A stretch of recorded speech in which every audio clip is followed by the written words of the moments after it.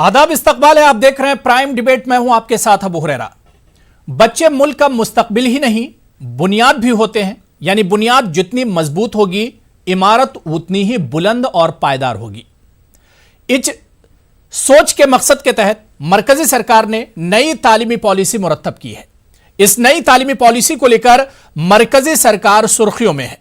चूंकि हिंदुस्तान एक जमहूरी मुल्क है और जमहूरियत सबको अपनी बात रखने का हक देती है, जाहिर है कि इस नई तालीमी पॉलिसी को लेकर खदशात भी जाहिर किए जा रहे हैं। इस मुजव्वजा तालीमी पॉलिसी पर मिल्ली रहनुमा और दानिश्वरों का रद्द-ए-अमल दानिश्वराना से ज्यादा जज्बाती महसूस होता है। वो आम तौर पर इस तशवीश में मुब्तला है कि नई तालीमी पॉलिसी मखसूस नजरियात की हामिल होगी। सवाल यह उठता है कि नई तालीमी पॉलिसी पर शक व शुबहात के बादल आखिर क्यों? क्या इस तालीमी पॉलिसी से सबको एक सी तालीम मिल सकेगी? क्या मुल्क में रोजगार का मसला हल हो जाएगा? और सबसे अहम सवाल यह उठता है कि क्या समाज में पाई जाने वाली नाबराबरी को नई तालीमी पॉलिसी दूर कर पाएगी? आज प्राइम डिबेट में इन्हीं खदशात, इन्हीं सवालात को हम समझने की कोशिश करेंगे। लेकिन सबसे पहले यह रिपोर्ट देखिए।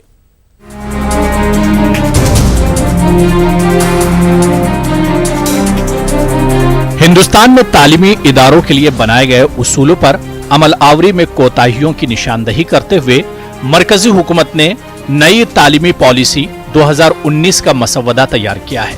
इस मसवदे का तवील मुद्दत से इंतजार था। तालीम के लिए बजट में दोगुना इजाफा किया गया। दर्स व तदरीस के निजाम को मजबूत बनाया गया है। हमने एजुकेशन की बात कर रहे हैं, प्राइमरी एजुकेशन से लेकर के all the way up to advance education. हम फंडिंग की बात कर रहे हैं। These issues that we are discussing, आज के डेट में हिंदुस्तान में सबसे बड़ा इशू जो मुझे लगता है कि हम लोग बच्चों को 12वीं क्लास में निकलने के तक उनको ब्रांड कर देते हैं, उन पर स्टैम्प लगा देते हैं कि आप मेडिकल नहीं पढ़ सकते, आप इंजीनियरिंग नहीं कर सकते, आप ये नहीं कर सकते, आप लॉ नहीं कर सकते। क्यों नहीं कर सकते भाई? चूंकि हमने उसकी पढ़ाई नहीं की। नई कौमी तालीमी पॉलिसी में यह भी इल्तिजाम है कि तमाम तर पेशा तालीम आला तालीम निजाम का अटूट हिस्सा होंगी। इसका मकसद 2025 तक कम से कम 50% तलबा को सनत व हिरफत के मैदान में मुनज़्ज़म करना है। तालीम बालिगान भी नई पॉलिसी का एक अहम हिस्सा होगी, जिसके तहत 2030 तक नौजवानों और बालिगों की 100% ख्वानदगी के हदफ को पूरा करना है। देखिए, किसी भी गवर्नमेंट को हाई एम रखना ज़रूरी है और उसमें हाई एम वाली चीज़ें हैं। अब पंडित जवाहरलाल नेहरू ने ये कहा था, not failure but high M नहीं रखना क्राइम है। बड़े पैमाने में फ्यूचर में अपने सारे 132 करोड़ लोगों को आगे बढ़ाने के लिए बात कही गई है। देखिए, ये काफ़ी इन्होंने मेहनत की है और बहुत ज़रूरी है कि जामिया मिलिया, अलीगढ़ मुस्लिम यूनिवर्सिटी और जामिया हमदर्द इस पे नज़दीकी से गौर करें। और ख़ासकर माइनॉरिटीज़ को सबसे ज़रूरत है। इस मुजवज़ा तालीमी पॉलिसी की खुसूसियत यह है कि इससे अहले नज़र आवाम को जोड़ने की कोशिश की गई है और आवाम के रद्द अमल और मशवरे भी तलब किए गए हैं ताकि हिस्सेदारों का एतमाद हासिल हो। इसके अलावा नई पॉलिसी की कबूलियत का दायरा वसी से वसी तर हो और नकाइस को कम से कम किया जा सके। Bureau report, news 18 Urdu.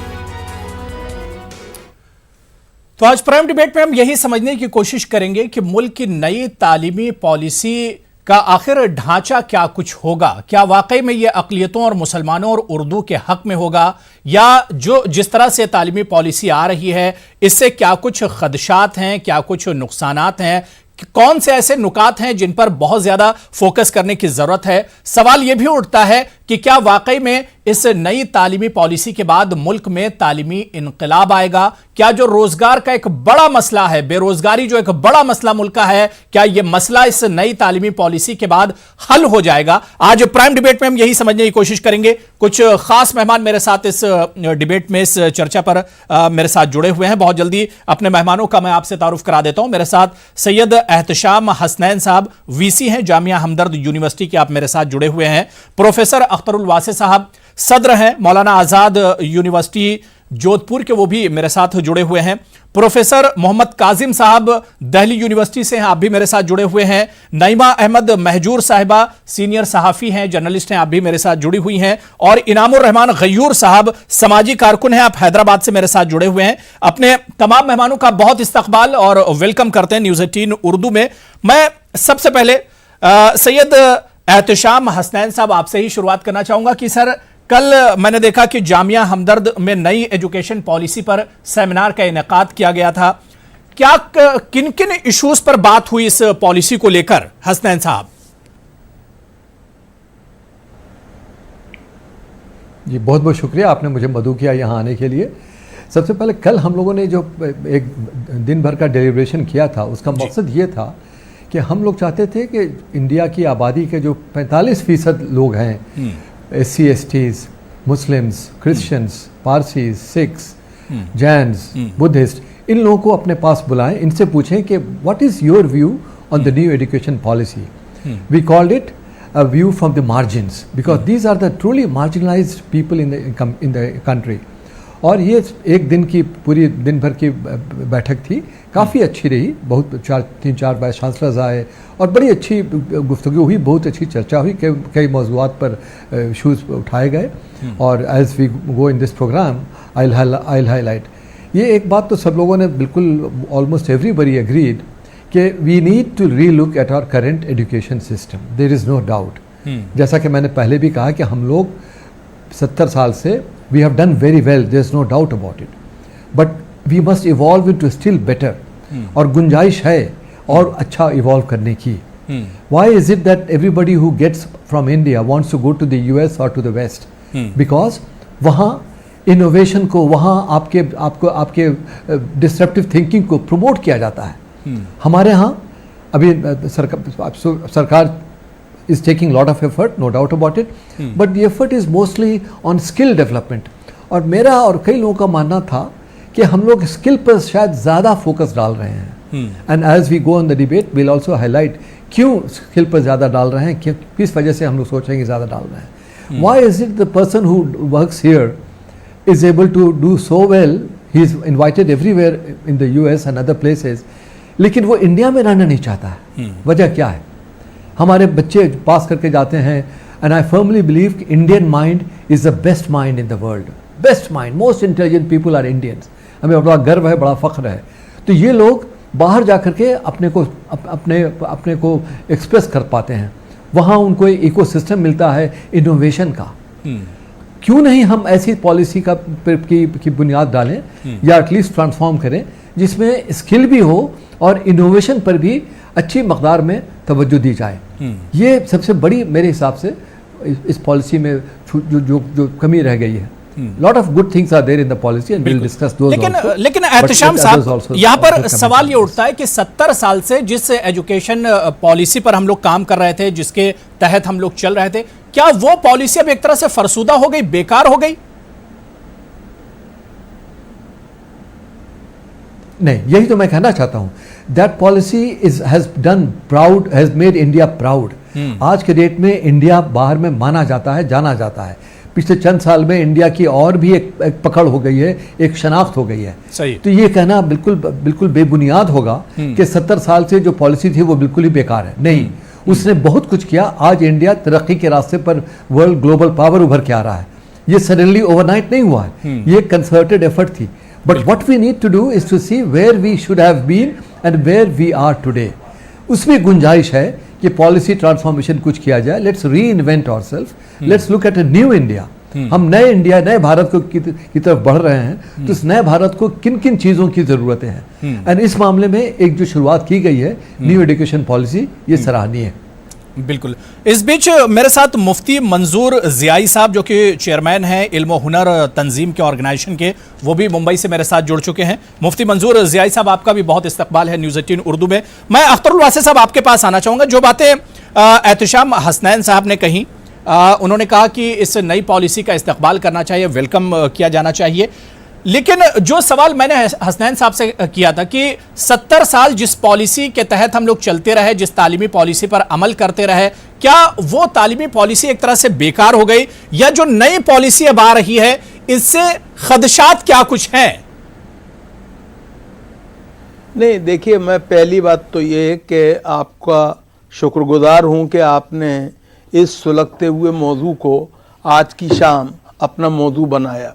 शुक्रिया। और इसके एक बात और मैं कहना चाहता हूं, वो ये कि हम सबको प्रोफेसर सैयद एहतशाम हसनैन साहब का शुक्रगुजार होना चाहिए कि उन्होंने एक बहुत उम्दा, मुस्बत और मुअस्सिर पहल की कि कल जामे हमदर्द में उन्होंने एक दिन का एक जिसे कहना चाहिए गौर व फिक्र का मौका दिया और ये तय किया कि उसमें सिर्फ अक़लियतें न हों, बल्कि जो हमारे एससीज, एसटी और ओबीसीज हैं वो भी, उनकी नुमाइंदगी भी हो।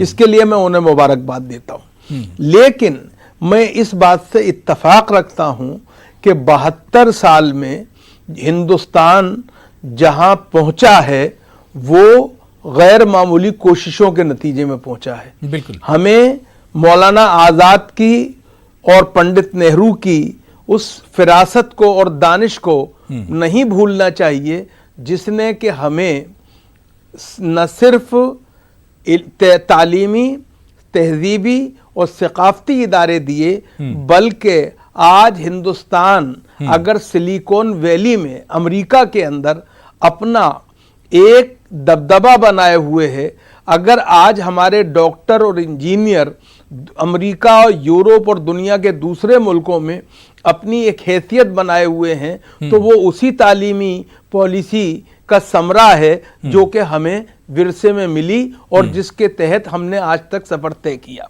लेकिन इसके बावजूद भी ये बात मैं इससे इत्तफाक करता हूं कि जिंदा कौमें एक जगह ठहर नहीं जाती हैं, वो आगे बढ़ती हैं, वो रिविजिट करती हैं, वो एक तरह से नजर सानी करती हैं अपने निज़ाम पर भी, अपने अमल पर भी, अपने मौक़िफ़ पर भी, अपनी कामयाबियों पर भी, अपनी नाकामियों पर भी। बिल्कुल। तो हमें एक बात जो क्या मैं देखनी है वो ये कि ये जो पॉलिसी लाई जा रही है, ये जिस नाम पर लाई जा रही है, हमें उस पर एक तो एतराज है, वो ये कि आप ये कहिए, पहले आप उसको एक्नॉलेज कीजिए जो कुछ हमने अब तक हासिल किया है, उसके बाद वो उन कमियों की निशानदही कीजिए जिसकी वजह से इस पॉलिसी की जरूरत पे हुई है। मैं मिसाल के तौर पे जो बात हुई है, मैं हुनरमंद बनाए जाने के खिलाफ नहीं हूं, लेकिन हुनरमंदी के नाम पर आप लोगों को महज कारीगर बना के छोड़ दें, ये बात मेरी समझ में नहीं आती है। जो हसनैन साहब कह रहे थे कि हमें एक तरह से रिसर्च ओरिएंटेड भी हो, हमारे यहाँ इनोवेशन भी हो, और वो इनोवेटिव हमारे जो इदारे हैं अपने तहजीब और कल्चर भी हम हिफाजत कर सकें। बिल्कुल नहीं, रेप्लिकेबल भी हो, ये भी देखना चाहिए। और जहां तक सवाल है अकलियतों का, हमें ये नहीं भूलना चाहिए कि कोई ऐसा निसाब तालीम नहीं काबिल कबूल होगा जो इंक्लूसिव न हो। इस पॉलिसी की एक बड़ी कमजोरी ये है कि ये सेकुलरिज्म जो है उससे एक फासला बनाती हुई नजर आ रही है। दूसरी इसकी जो परेशानी है वो ये कि ये हमें जिस वैल्यू सिस्टम की बात कर रही है उसकी पूरी तरह से निशानदही नहीं करती है। हम इसलिए ये बात कह रहे हैं, इस मुल्क में जो रिलीजियस प्लूरलिज्म का मुल्क है, जहां पे मजहबी तकसीरियत है, वहां पर तमाम मज़ाहिब जो हैं उनकी यकसा तालीम जो है वो होनी चाहिए वैल्यू सिस्टम के नाम पर, किसी एक मखसूस तर्ज फिक्र, अकीदे और मजहब की छाप नहीं होनी चाहिए। इसका और इसके बेहतर नमूने जो हैं वो हमें जामिया मिल्लिया इस्लामिया में मिल जाते हैं, जहां पर कि हम इंडियन रिलीजन एंड कल्चर जो है उसकी तालीम देते हैं उन लोगों को जो इस्लामियात नहीं पढ़ना चाहते और जो हिंदू रिलीजियस नहीं। मैं हसनैन साहब से इस पर जिन बातों पर आपको एतराज है मैं उस पर रिएक्शन ले लेता हूं हसनैन साहब से। सैयद एहतिशाम हसनैन साहब, जो बातें अख्तरुल वासिफ साहब करें, क्या वाकई में ये नुकसानदेह हैं हमारे समाज के लिए, खासतौर से अक़लियतों के लिए?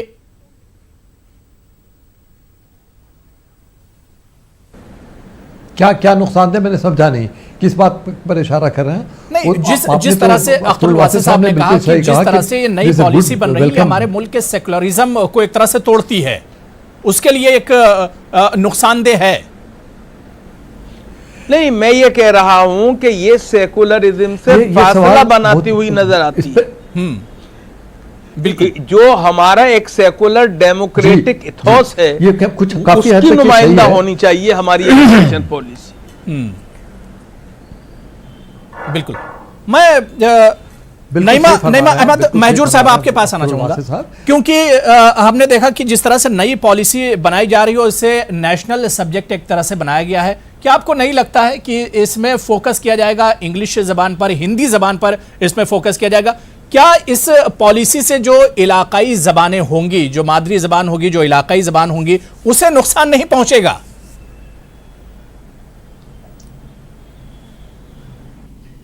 देखिए, ज़बानें जितनी भी सीखी जाएं बहुत अहम हैं, क्योंकि हमने देखा है, मैं यूके में 30 बरस रही हूं और मैंने देखा है कि वहाँ पे जो 3 से 8 साल की उम्र के बच्चे होते हैं वो कम से कम 4-5 ज़बानें सीखते हैं एट अ टाइम।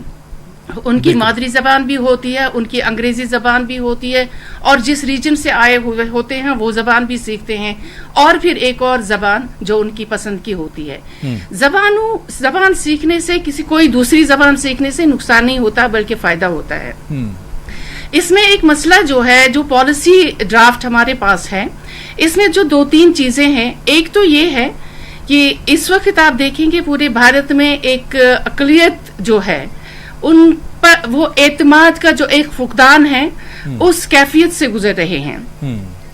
अब जो पॉलिसी जिसने बनाई है वो समझ रहे हैं कि जो चाहे वो 3 लैंग्वेज फार्मूला हो या जो कंटेंट, जो निसाब हो, जो करिकुलम आपको बनाना हो, जो उसकी एक शक्ल पेश की गई है, या फिर जो टीचिंग प्रोसेस है यूनिवर्सिटीज का चेंज वगैरह लाना, तो उसमें काफी सवाल उठाए जा सकते हैं। मुझे लगता है कि जहां तक अब आप कह रहे हैं कि जबान को नुकसान पहुंचेगा, देखिए आपको 70-30% लेके चलना होगा। अगर आप 70 नेशनल लेवल पे कुछ सिखा रहे हैं तो 30% आपको लोकल कल्चर, लोकल लैंग्वेज का भी ख्याल रखना होगा, जो मुझे लगता है इसमें कहीं पे वो नज़र नहीं आ रहा है और उसको चेंज करना बहुत ज़रूरी है। और उस वजह से मुझे लग रहा है कि जैसे आप देखिए तमिलनाडु में या दूसरे जो जनूबी हिंदुस्तान की रियासतें हैं, वहाँ भी थोड़ा सा एक शोर हुआ कि वहाँ पे लोकल लैंग्वेज, न सिर्फ अंग्रेजी तो बाहर की ज़बान है, लेकिन वहाँ पे जो तमिल है, मलयालम है, उनको काफ़ी हद तक वहाँ पे बहुत इम्पोर्टेंस है और अहमियत दी जा रही है।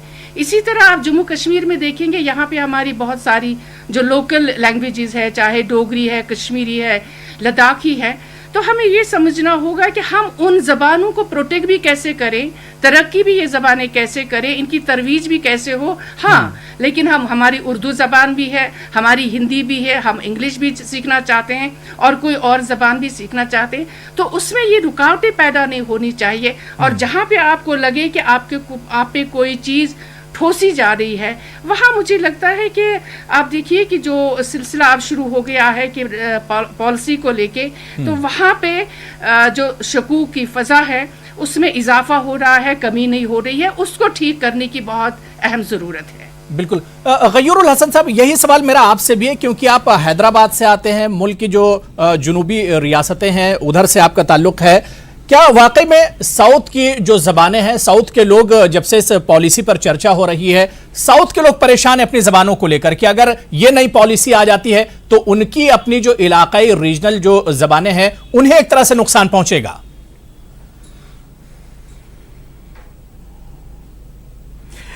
انعام الرحمان غیور یہ نام ہے میرا، بولنے میں آپ سے غلطی ہو گئی، اور میں سب سے پہلے تو آپ کو مبارکباد دینا چاہوں گا کہ آپ اردو زبان کے معیار کو مسلسل بڑھاوا دیتے آ رہے ہیں اپنے شوز کے ذریعے، اور آپ کے چینل کی زبان میں بڑا نکھار، بڑا سدھار جو ہے آ رہا ہے. کسی بھی زبان کے چاہنے والے کو اس سے بڑی مسرت ہوتی ہے. میری مبارکباد قبول فرمائیے. بہت شکریہ. جی اب میں یہ عرض کرنا چاہوں گا کہ سب سے پہلے تو اس پالیسی کے تعلق سے تھوڑی بات ہونی چاہیے تھی کہ یہ پالیسی کیا کیا کچھ کرنا چاہتی ہے اور یہ کس طرح سے وجود میں آئی اور اس کی ضرورت کس طرح پیش آئی. تو میں یہ کہنا چاہتا ہوں کہ اس موقع پر ان دنوں میں، ان حالات میں اس پالیسی کا جو ہے پبلک سرکولیشن میں آنا اور آنے کے بعد بڑی خلیل مدت کے لیے آنا، وہ خود ایک نازیبہ سا جو ہے کام تھا، کیونکہ 486 صفحات پر مشتمل اس ٹائپ پالیسی ڈرافٹ میں کہ پہ غور کرنے کے لیے صرف 1 مہینے کا وقت دیا گیا تھا، اور بہت کچھ احتجاج کے بعد جو ہے اس وقت کو بڑھا کر اور 1 مہینے کے لیے بڑھایا گیا. اور افسوس کی بات یہ تھی کہ یہ پالیسی صرف انگریزی اور ہندی زبان میں جو ہے سرکولیٹ کی گئی. اس کو تمام دوسری دیگر زبانوں میں سرکولیٹ کرنے کی مانگ کی گئی. اور یہ سب سے بڑی بات ہے، جیسا کہ آپ کا سوال تھا کہ جنوبی ہند کی جو زبانیں ہیں اس پر کیا اثر پڑے گا اس کا. اپنے آپ میں یہ خود ایک بہت بڑا اثر ہے کہ اتنی بڑی بڑی زبانیں، اتنی قدیم زبانیں، تمل لٹریچر پر ہم کلی طور پر ناز کر سکتے ہیں، وہ کسی طرح سے جو ہے دوسرے لٹریچروں سے کم نہیں ہے. اور دوسرے ہمارے جنوبی ہند کے دوسرے لٹریچرز ہیں، وہ ساری زبانوں کی اپنی اہمیت ہے، ان کا اپنا ایک مزاج ہے، اور اس کے بولنے والوں کی تعداد دنیا کے کئی ممالک سے جو ہے زیادہ تعداد ہے، ممالک انڈیپینڈنٹ کنٹریز سے زیادہ ہے. تو ویسی صورت میں یہ پالیسی جب لائی جاتی ہے تو اس پر غور کرنے کی بات یہ بھی ہوتی ہے کہ یہ پالیسی کا ڈرافٹ جب دسمبر 2018 میں طے پا چکا تھا، اس پر سب کے دستخط ہو چکے تھے کمیٹی ممبران کے، تو یہ ڈرافٹ کیوں نہیں ڈکلیئر کیا گیا الیکشن سے پہلے کہ یہ ایسا ڈرافٹ ہوگا یا اس کے نکات ہوں گے؟ اس میں خود ایک طرح کی حکومت کی جو ہے بدنیتی نظر آتی ہے. اس پر سوال اٹھتا ہے. میں جو بات نعیمہ احمد مہجور صاحبہ نے کہی اور انعام الرحمان غیور صاحب نے جو بات کی، میں بہت مختصر میں اس کا جواب اختر الواسع صاحب سے لے لیتا ہوں، کیونکہ لنگوسٹک کے ماہر ہیں اختر الواسع صاحب. اختر الواسع صاحب، زبان کا جہاں تک تعلق ہے، کیا آپ کو نہیں لگتا ہے کہ اس نئی پالیسی کے چلتے لنگوسٹک بائیو ڈائیورسٹی کو نقصان ہوگا؟ نہیں، دیکھیے ایسا ہے کہ اس ڈرافٹ کے اندر جو ایک بہت دلچسپ بات ہے اور وہ بڑی تعجب خیز بھی ہے اور سوالیہ نشان بھی قائم کرتی ہے زبانوں کے تعلق سے، کہ اس کے اندر مدر ٹنگ جو ہے، مادری زبان، ماتر بھاشا جو ہے، اس کے استعمال سے گریز کیا گیا ہے اور ہوم لینگویج کا لفظ استعمال کیا گیا ہے. وجہ یہ ہے، میں اس لیے یہ بات کہہ رہا ہوں کہ مادری زبان یا مدر ٹنگ جو ہے وہ دیٹ از کیا میں یونیورسلی ایکسیپٹیڈ ٹرم، اس کو استعمال نہ کرنے کے بجائے ہوم لینگویج کا کیا مطلب ہے، ہماری سمجھ میں یہ بات نہیں آتی ہے. ہم ایک بات واضح کر دینا چاہتے ہیں، ہم ہندی اور انگریزی دونوں زبانوں کے حق میں ہیں، لیکن ساتھ میں اس بات کے حق میں بھی ہیں کہ ہر شخص کو اپنی مادری زبان میں بنیادی تعلیم حاصل کرنے کا پورا حق ہونا چاہیے. اور سرکار بالکل پالیسی کے اندر اس کا ہمیں پوری طرح سے کوئی یقین دہانی نظر نہیں آتی ہے. ہمیں ایک بات اور خیال رکھنی چاہیے، اور وہ آپ کے پروگرام کے حوالے سے میں کہنا چاہتا ہوں، زبانیں سمواد کے لیے ہوتی ہیں، وواد کے لیے نہیں ہوتی ہیں. بالکل. دوسری بات یہ ہے کہ زبانیں جو ہیں ان کا کوئی مذہب نہیں ہوتا ہے، ہر مذہب کو زبان کی ضرورت ہوتی ہے.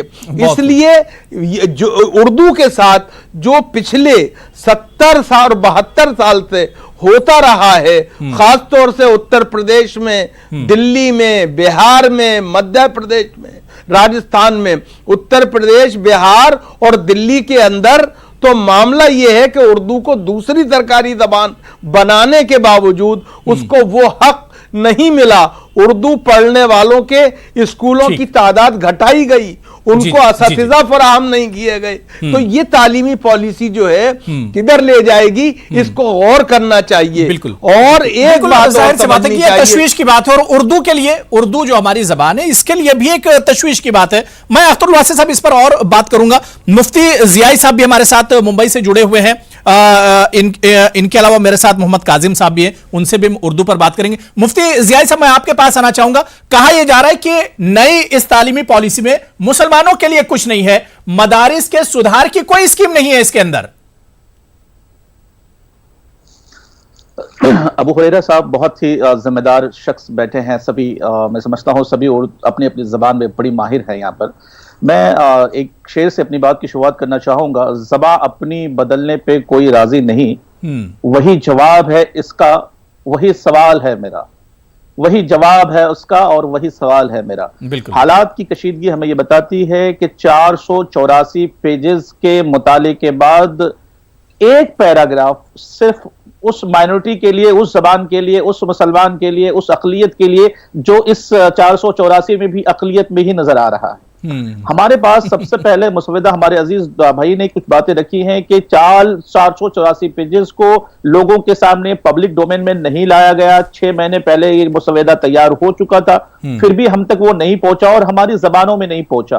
ہماری کوشش یہ ہونی چاہیے کہ یہ ایجوکیشن سسٹم ہمیں اور آپ کو زندگی کے اسلوب دیتا ہے, آنے والے زندگی کے گزارنے کے طریقے دیتا ہے. یہی سسٹم ہے جو ہمیں سب کچھ سکھاتا ہے, یہ علم اور نور بن کر روشنی دیتا ہے.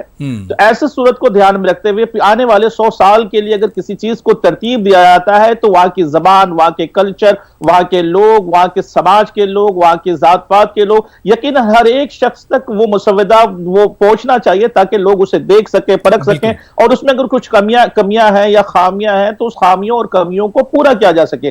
لیکن افسوس کہیں نہ کہیں ہمیں اور آپ کو ضرور ہو رہا ہوگا, اور ان لوگوں کو ہو رہا ہوگا جن کے زبانوں کا خیال نہیں رکھا گیا, جن کے کلچر کا خیال نہیں رکھا گیا ہے. تو یقیناً گورنمنٹ کو اس پر نظر ثانی کرنی ہوگی اور ان تمام لوگوں کے چیزوں کو لینا پڑے گا اس کے اندر میں جن چیزوں کی کمیاں دکھائی دی رہی ہیں. حالات یہ ہیں کہ ابھی پچھلے 15 دن پہلے ممبئی کے منترالیہ کے اندر میں ایک پروگرام رکھا جاتا ہے, وہاں پہ کچھ پرومیننٹ لوگوں کو بلایا جاتا ہے. ہم نے اس وقت بھی یہی مشورہ دیا تھا وہاں پر کہ بھائی اس کو پبلک ڈومین میں لا کر کے ہر اس زبان میں لایا جائے جس کے پڑھنے والے اس ملک میں ہیں, جس زبان کی نوعیت کے جاننے والے لوگ ہیں ان کے سامنے پیش کیا جائے, اور خصوصاً ذی علم لوگوں کے سامنے پیش کیا جائے, تاکہ آنے والے 100 سال تک لوگ اگر صحیح ماحول پا سکیں گے, صحیح تعلیم پا سکیں گے, ان کے لیے صحیح پلان پیش کیا جائے گا, تو آنے والے دنوں میں ملک بھی آگے بڑھے گا, لوگ بھی آگے بڑھیں گے اور ہمارے ملک کا اونچا نام ہوگا. ایسا نہیں کہ ہمیں سمیٹ دیا جائے 1 2 3 زبانوں کے اندر میں. مجھے ایسا لگتا ہے کہ کہیں نہ کہیں اس ملک کو اور ہم لوگوں کو ایک زبان کے اندر میں حد میں باندھ دیا جا رہا ہے. ہم نہیں چاہتے کہ ہم کسی زبان کے اندر میں بن جائے, بلکہ وہ ساری زبانیں جو ہماری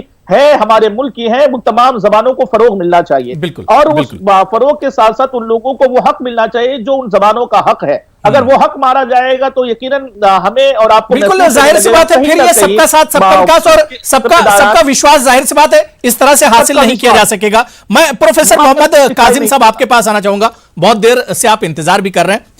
کاظم صاحب, سوال یہاں پر یہ اٹھ رہا ہے, کیا واقعی میں اس نئی پالیسی میں اردو کے ساتھ اردو کو ایک طرح سے نظر انداز کیا جا رہا ہے؟ بے شک. ابھی پروفیسر اختر الواسع صاحب نے بتایا کہ مدر ٹنگ کے بجائے ہوم لینگویج کا جو استعمال کیا گیا ہے, تو آپ دیکھیں کہ دوسری ہندوستان کی تمام زبانوں کو ریاست ہے اس کے پاس, لیکن اردو کے پاس کوئی ایسی ریاست نہیں. اس کا کون سا گھر ہے؟ صحیح, اس کا کون سا گھر ہے؟ اس کا مطلب کہ اردو کو سراسر نظر انداز کرنے کی بات کی گئی ہے کہ جس کی کوئی ریاست نہ ہو, اس کا مطلب وہ زبان کوئی نہ پڑھے. ہوم کو کیسے انٹرپریٹ کریں گے آپ؟ تو وہاں جو ریاستی زبانیں ہیں وہ وہاں پڑھنے کا ان کو حق حاصل ہوگا یا وہ وہاں پڑھ سکتے ہیں. اردو کی اپنی کوئی ریاست نہیں ہے, اور جہاں ریاست ہے وہاں اردو کو اس طرح سے اس کا حق نہیں مل رہا ہے. تو یا سیکنڈ لینگویج بھی ابھی اختر الواسع صاحب نے بتایا کہ سیکنڈ لینگویج کا درجہ تو انہیں ہم نے دے دیا ہے, لیکن اس کو امپلیمنٹ کرنے کے لیے ہم نے اب تک کوئی ایسا لائحہ عمل تیار نہیں کیا ہے, اور جو تیار ہوا ہے اس کا امپلیمنٹیشن نہیں ہو رہا ہے. ٹھیک ویسے ہی جیسے ہم پالیسیاں تو بنا لیتے ہیں, یہ ایجوکیشن پالیسیاں بھی, یہ تیسری ایجوکیشن پالیسی ہے, پچھلی ایجوکیشن پالیسی بھی تھی, اور اس ایجوکیشن پالیسی میں بھی پچھلی بہت سی باتوں کو پروپیگیٹ کرنے کا یا اس کو امپلیمنٹ کرنے کی بات کہی گئی ہے. لیکن یہ پالیسی میں کیوں بات کی جا رہی ہے, اس کو اب سے پہلے امپلیمنٹ کیوں نہیں کیا گیا, یا اس کو امپلیمنٹ کرنے کے لیے کیا طریقہ اپنایا ہم نے, اس کے لیے کیا کیا ہم نے. ہم دیکھ رہے ہیں کہ جو بجٹ ہمارے پاس آ رہا ہے امپلیمنٹیشن کے لیے وہ مالی اور بھی بہت ضروری ہے. اس میں ہم دیکھیں کہ پچھلے 14 سے 19 تک کے بجٹ میں جو آپ نے خرچ کیا ہے تعلیم پر, اس بار کا بجٹ اس سے کم آیا ہے. تو کم پیسے دے کر کے اور زیادہ فروغ کیسے ہو سکتا ہے؟ ہم ریسرچ کی بات کرتے ہیں اور اس کو عالمی سطح کا ریسرچ کرنے کی ہم بات کر رہے ہیں لیکن عالمی سطح پر لے جانے کے لیے ہمیں جو زمینی سطح پر جو کام کرنا ہے اس کی کوئی بات ہی نہیں ہو رہی ہے. زمینی سطح پر جو کام کرنا ہے, ان کو انفراسٹرکچر تیار کرنا ہے, اسکول میں بچوں کو سہولیات دینا ہے, مڈل اسکول میں بچوں کو سہولیات دینا ہے. وہ تعداد, ہم 100 بچے داخل ہوتے ہیں تو 30 بچے 25 بچے ہائی اسکول تک آ پاتے ہیں.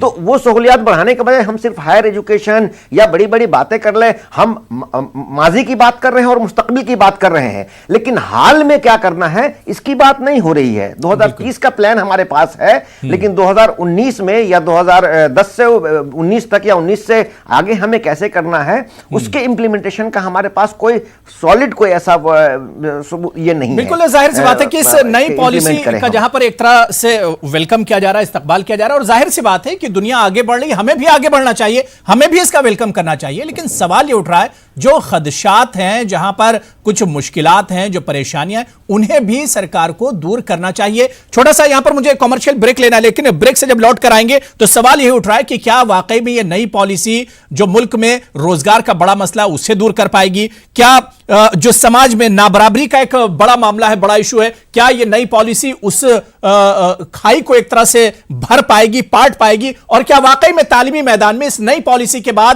ایک نیا انقلاب آئے گا؟ اسی پر ہم بات کریں گے چھوٹے سے بریک کے بعد. تو پرائم ڈیبیٹ میں آج ہم بہت اہم ایشو پر بات کر رہے ہیں کہ آخر ملک میں جس طرح سے نئی تعلیمی پالیسی بن رہی ہے, کیا یہ پالیسی کارگرد ثابت ہوگی, اور جو بدلاؤ اس پالیسی میں کیے جا رہے ہیں اس سے مسلمانوں کو کیا کچھ فائدہ ہوگا, کیا کچھ نقصان ہوگا؟ یہ جو خدشات ہیں, آخر ان خدشات کو کیسے دور کیا جائے, سرکار کے سامنے کیا کچھ چیلنجز ہیں, اسی پر لگاتار ہم بات کر رہے ہیں. میرے ساتھ کچھ بہت خاص مہمان جڑے ہوئے ہیں. میں بریک کے بعد سید احتشام حسنین صاحب آپ کے پاس ہی آنا چاہوں گا. سر, اس نئی پالیسی کو اگر دیکھا جائے تو اس میں خدشات بہت زیادہ ہیں. جس طرح سے تمام پینلسٹ نے بریک پر جانے سے پہلے بات کی, چاہے وہ زبان کو لے کر ہوں, چاہے وہ مدارس کو لے کر ہوں, چاہے وہ مسلمانوں کو لے کر ہوں, چاہے وہ اقلیتوں اور مائنورٹیز کو لے کر ہوں. سر, کہا تو یہ جا رہا ہے کہ اس پالیسی میں آرٹیکل 29 اور 30 کا ذکر ہی نہیں ہے.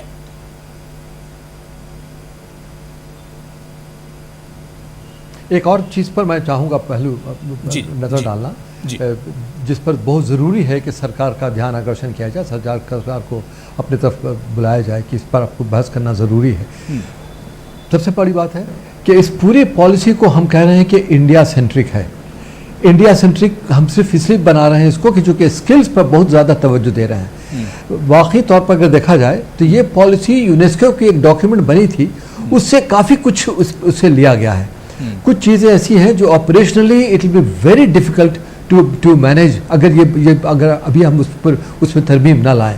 مثلا ہم یہ کہہ رہے ہیں کہ فنڈنگ جو ہوگی ریسرچ کی فنڈنگ ساری ایک سینٹرلائز باڈی ہوگی, اور وہ باڈی فنڈ کرے گی الگ الگ انسٹیٹیوشن کو, کس لیول پر فنڈنگ ہوگی, کیا ہوگی, اور ڈفرینٹ ٹیئرز آف فنڈنگ ہے.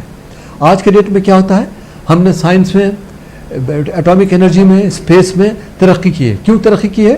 چونکہ ہر ایک کا ڈی سینٹرلائز فنڈنگ میکینزم ہے. There is a diversity of science funding. یہ چاہ رہی ہے اس پالیسی میں everything will be centralised under one body. مجھے اس بات کا بہت بڑا خدشہ نظر آ رہا ہے. اس کی وجہ سے ہماری جو ترقی ہوئی ہے پچھلے 72 سال میں, شاید اس کا سب سے بڑا جو خمیازہ بھرنا پڑے گا وہ یہ کرنا پڑے گا. دوسری مثال میں دینا چاہتا ہوں. دوسری یہ ہے, ہم بات کرتے ہیں سماج کی, ہم بات کر رہے ہیں ملک کی, ہم بات کر رہے ہیں ترقی کی. اس پورے پالیسی میں سوشل سائنسز کا کوئی تذکرہ ہی نہیں ہے, سوسائٹی کا, سماج کا کوئی تذکرہ ہی نہیں ہے. جیسے کہ سوشل سائنس کی کوئی اہمیت ہی نہیں ہے ہمارے سماج میں. ایک بڑی اچھی مووی ابھی آئی ہے آرٹیکل 15. یہ موویز میں تو آپ کے ٹی وی دیکھنے والوں سب کو کہوں کہ یہ مووی ضرور دیکھیے. یہ ہم کو آگاہ کرتی ہے کہ ہمارے ملک میں آج بھی کس طرح کے بھید بھاؤ ہیں, کس طرح کی اونچ نیچ ہے. The entire policy does not even talk about social sciences. The third part that I would like to highlight اس پالیسی کی جو اپیکس باڈی ہوگی اس کے سربراہ کون ہوں گے؟ ہمارے پردھان منتری.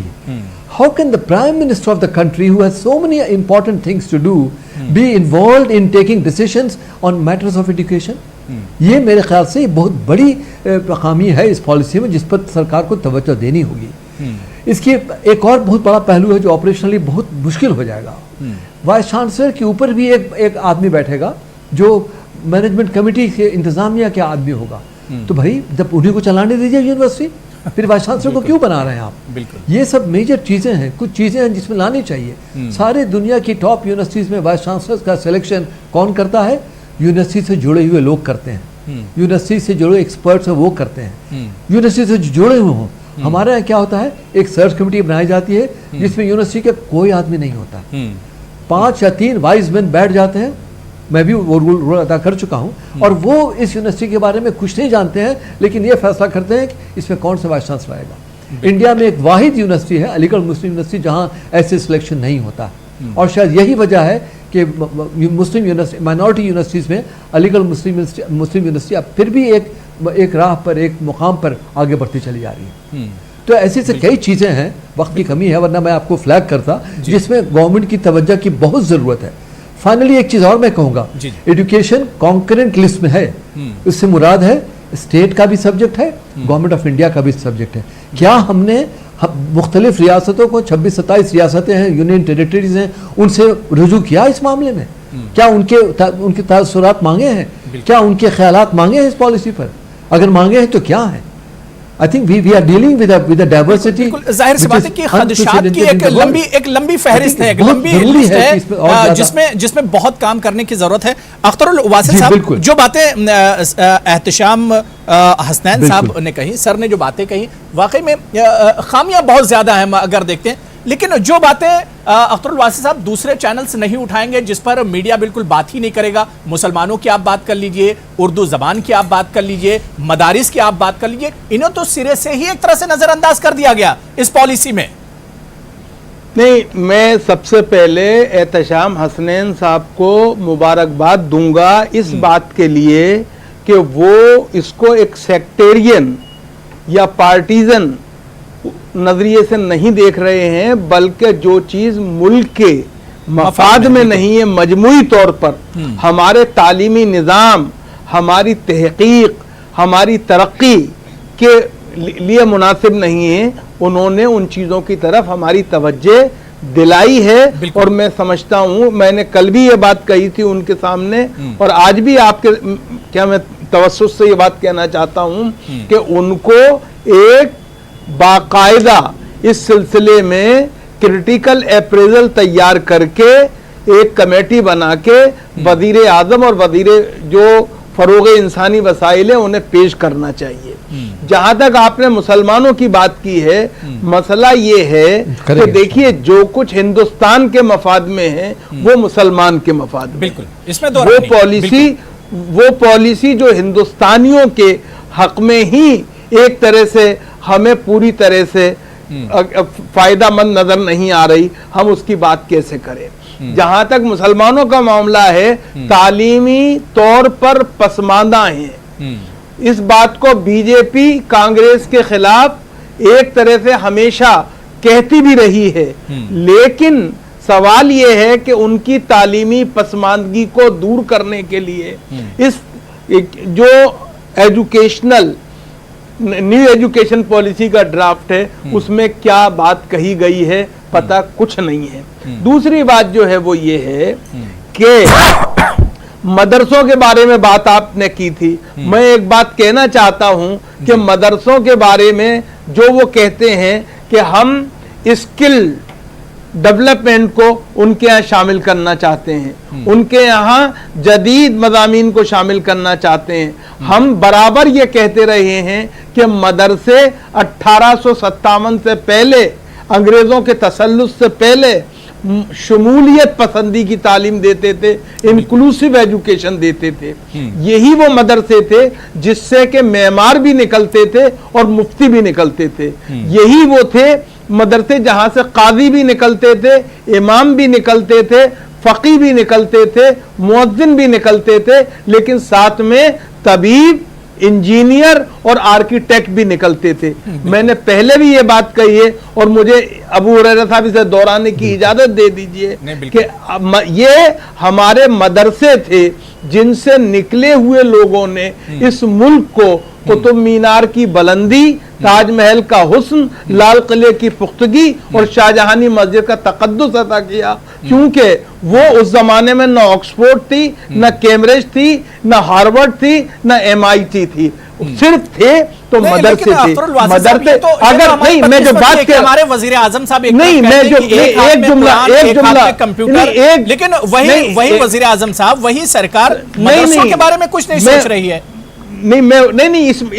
इसमें कहा गया है, ये आप उसको पढ़ने की जरूरत है, लेकिन मैं जो बात कहना चाहता हूं, या मदरसों के मॉडर्नाइजेशन की जरूरत नहीं है, बल्कि उनका जो मोहतम बिशान माजी है उसको रिवाइव करने की जरूरत है।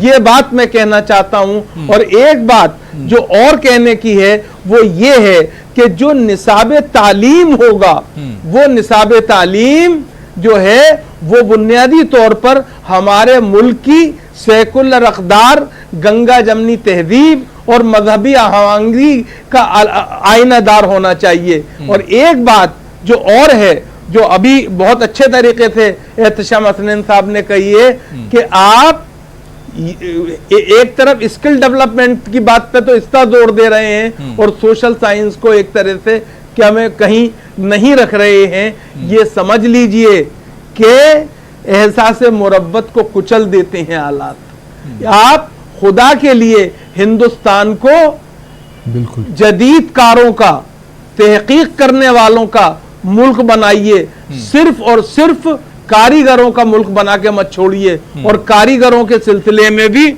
आपकी जो पॉलिसी है वो क्या है कि आपने अलीगढ़ के ताले की सनत हो, फिरोजाबाद की कांच की सनत हो, आपके यहाँ कानपुर में चमड़े की सनत हो, इन सारी सनतों को एक तरह से आपने, बुनकरों को आपने कहीं का नहीं रखा है।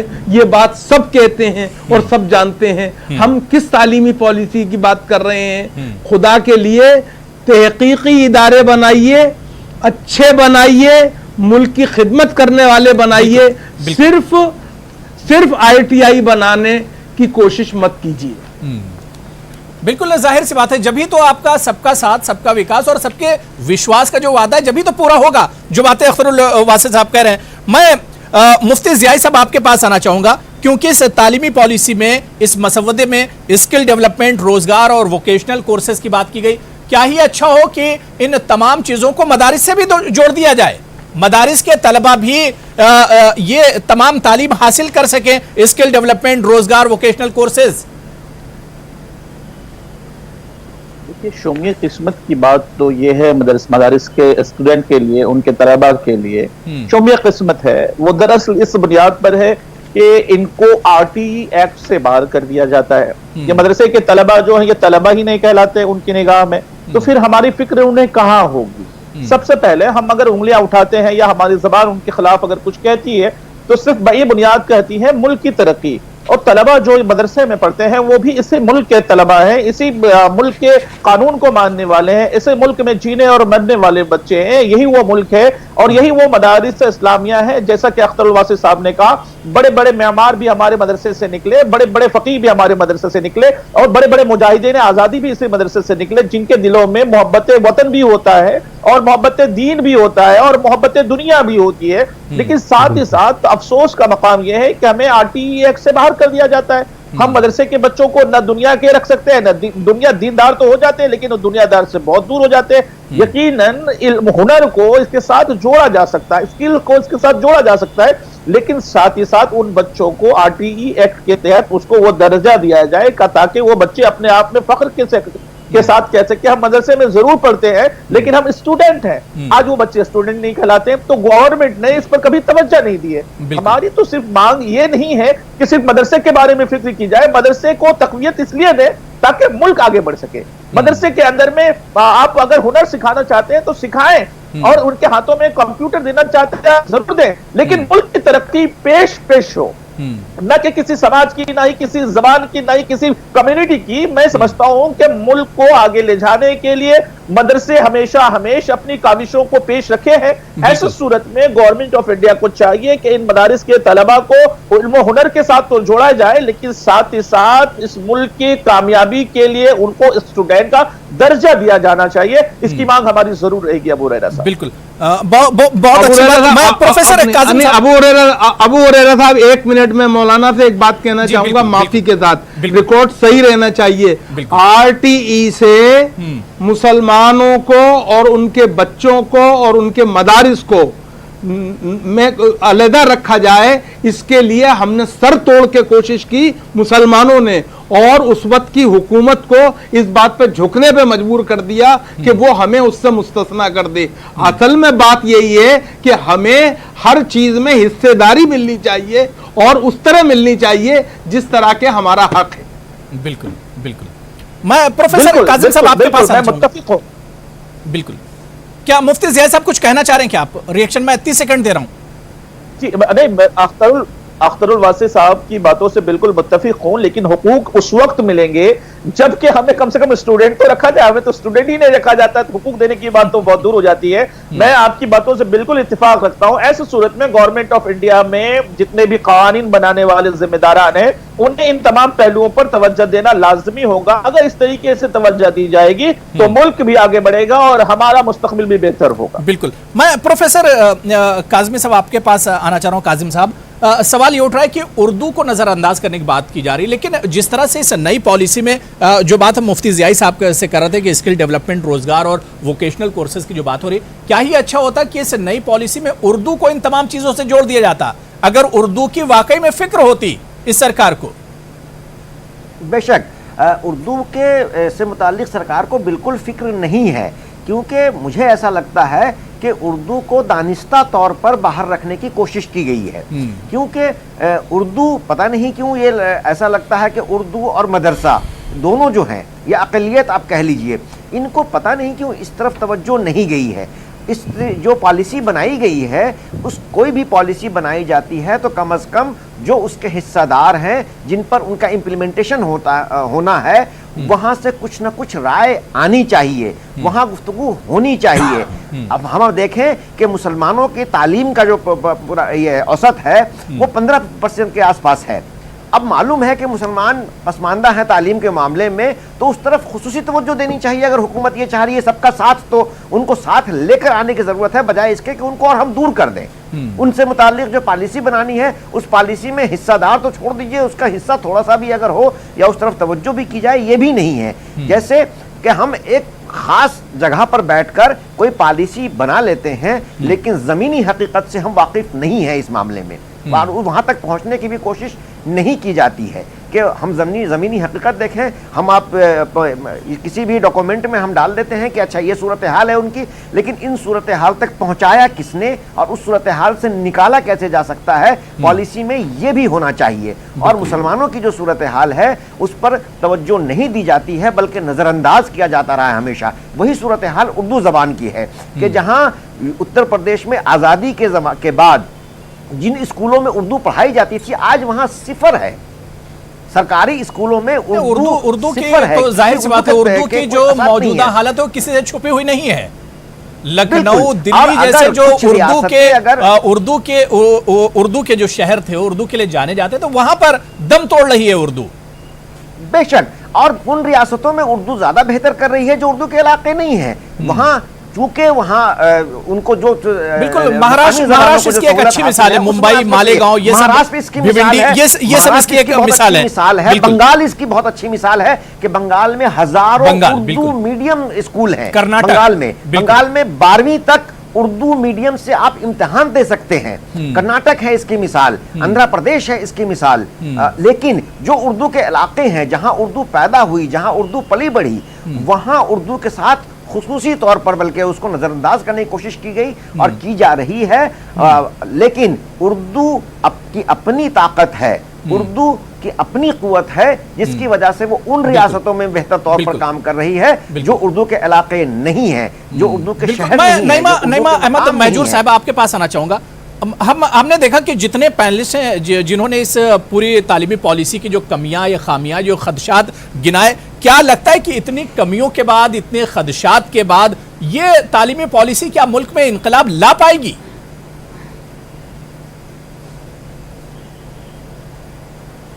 دیکھیے معاف کیجیے، مجھے نہیں لگتا ہے کہ جب آپ اقلیت جو بہت بڑی اقلیت ہے، صرف مسلمان ہی نہیں ہے، اس میں عیسائی برادری بھی ہے اور دوسری اقلیتیں بھی ہیں، جب ان کا کہیں پہ اس پالیسی میں کوئی ریفلیکشن ہی نہیں ہے تو مجھے نہیں لگتا ہے کہ اس طرح کی پالیسیاں جو ہوتی ہے ملک میں انقلاب لائیں گی، کیونکہ اکثر ہم سنا کرتے ہیں آج کل کہ سب کا وشواس لے کے آگے چلانا ہے اس ملک کو، لیکن جب آپ وشواس ہی کسی کا مطلب خاص طور سے اقلیتوں کا وشواس ہی نہیں ہے اس پالیسی پہ، تو وہاں اگر آپ سمجھ رہے ہیں کہ اس سے انقلاب آئے گا، اس پالیسی کو دوبارہ دیکھنے کی ضرورت ہے۔ نہ صرف اس پالیسی کے لینگویج جو پرابلم ہے، اس کا نصاب بھی جو ہے کہ اس میں لگ رہا ہے کہ آپ صرف سب کو ہسٹری پڑھا رہے ہیں، ہسٹری کے علاوہ بھی بہت سارے جیسے مضامین ہیں جن کو پڑھانا بہت ضروری ہے اور جن کی طرف کوئی اس طرح خاص توجہ نہیں دی گئی ہے، اور لگتا ہے کہ جو ہم تواریخ ایک نئی طرح سے پڑھانا چاہتے ہیں اپنے بچوں کو، اور وہ بھی ان زبانوں کے تھرو جو آپ سمجھتے ہیں کہ ان زبانوں میں آپ کے جو مذاہب کے جو ویداز ہیں، پرانز ہیں، ان کو آپ پڑھائیں گے، لیکن آپ کو خیال رکھنا ہوگا کہ جو دوسرے مذاہب کے لوگ ہیں وہ بھی پڑھنا چاہتے ہیں اور وہ ان زبانوں میں بھی پڑھنا چاہتے ہیں جو وہ بولتے ہیں، جو وہ سمجھتے ہیں۔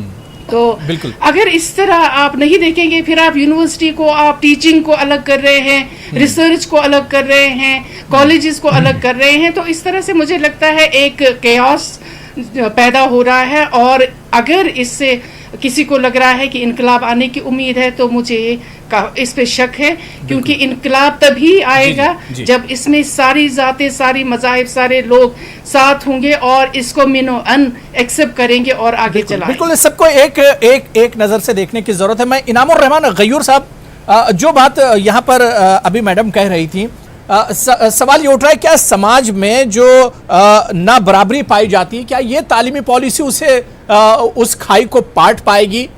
جس طرح سے اس میں کمیاں بہت ہیں، خامیاں بہت ہیں۔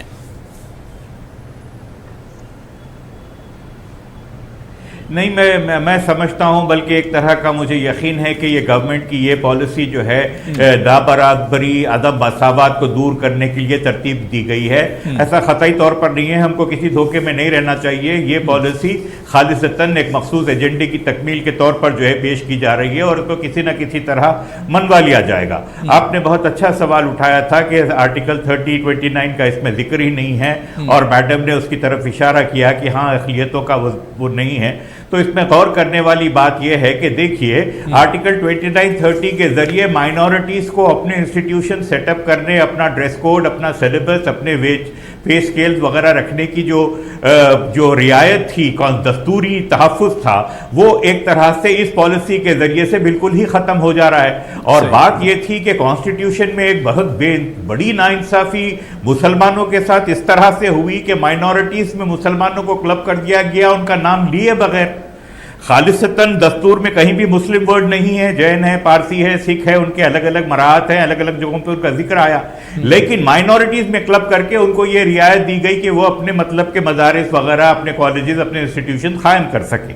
اس کو اب اس طرح یہ نئی ایجوکیشن پالیسی کے ذریعے جو ہے ختم کیا جا رہا ہے، لفظ مائنورٹیز کو ہی ختم کر دیا جا رہا ہے۔ تو آئندہ 2-4-5 سال کے اندر تو یہ بھی بولیں گے کہ بھائی مائنورٹی جب جیسی کوئی چیز ہے نہیں، مائنورٹی انسٹیٹیوشن جیسی کوئی چیز ہے نہیں، تو علی گڑھ یونیورسٹی، جامعہ ملیہ، جامعہ ہمدرد وغیرہ ان یونیورسٹیز کے نام اولاً لیے گئے، یونیورسٹیوں کے لیے پھر آنے والے دنوں میں خطرات اور بڑھ جائیں گے۔ میں احتشام حسنین صاحب، سر میرا ایک آخری سوال اور ایک آخری کمنٹ آپ سے یہ ہے کہ اتنے خدشات ہیں، اتنی کمیاں ہیں، کیا واقعی میں ان لوپ ہولز جو ہیں انہیں پر کرنے کے لیے اب کوئی قدم آپ لوگ کو بھی اٹھانا پڑے گا کہ سرکار تک اس چیز کو پہنچایا جائے؟ جو جس طرح سے آپ نے ایک بڑا سیمینار کیا، بڑا کامیاب سیمینار رہا جامعہ ہمدرد میں، کیا واقعی میں اس طرح کا اور ابھی کام کرنے کی ضرورت ہے اور سرکار کو بھی جو خامیاں اور کمیاں ہیں اس کی طرف اشارہ کرنے کی ضرورت ہے؟ بالکل ہمارا یہ فرض ہے کہ ان سب باتوں کو سرکار کی نظر میں لائیں اور اس کے بعد اس کو ڈسکس کریں اور یہ ان خامیوں کو ہٹانا بہت ضروری ہے. اگر ہم واقعی انڈیا کو آگے دیکھنا چاہتے ہیں تو ان سب مدوں کو اگنور نہیں کر سکتے ہیں. بالکل ظاہر سی بات ہے. اختر الواسع صاحب آپ سے بھی میں کمنٹ لے لیتا ہوں کہ جہاں پر جو چیزیں جو کمیاں ہیں اس پر تو ظاہر سی بات ہے قدم اٹھانا چاہیے, لیکن اردو مسلمان مدارس کو جس طرح سے نظر انداز کیا جا رہا ہے, اس مسئلے کو کون لے کر سرکار کے پاس جائے گا, کون قدم اٹھائے گا اس کے لیے, یا صرف ٹی وی پر بحث ہوں گی, ڈیبیٹ ہوں گے اور معاملہ ختم, رفع دفع ہو جائے گا؟